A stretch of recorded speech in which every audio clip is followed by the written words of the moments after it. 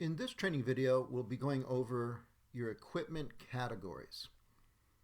And as you can see, we're in the projects page right now, but you can always access here in the top dashboard equipment in this tab. So just click on equipment.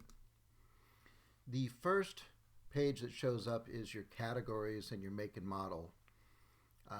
This has to do with seeing your equipment categories, make and model, and then what's available. We have this in a different video. But in this case, we want to go to our categories. Okay, and the reason for that is because we may want to edit one of these names. So let's say that we wanted to edit this one, okay, air mover. So you just simply go over here and click on edit.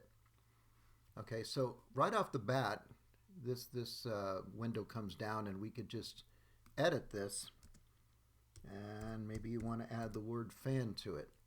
So you can edit the name of this piece of equipment. You can also edit the prefix as well, A for air mover. When you're done, click on OK, and you can see it just changed it. So, and this will show up when you're inside of a job too. If you need to go to your customer responsibility form, which is on another video as well, you'll see all these changes, but this is basically where you would do the programming to edit either the prefix or the name. Also, if you want to use, if you want to go through and use this filter, but that's if you had a very long list. If you wanted to use the filter, you could just simply put air mover in here, and then all the air movers would show up only. But the thing is, that's how you do that. And click on equipment again. And again, this is all the different equipment that you have programmed in to your category. And then axle fan, as you can see, showed up right here.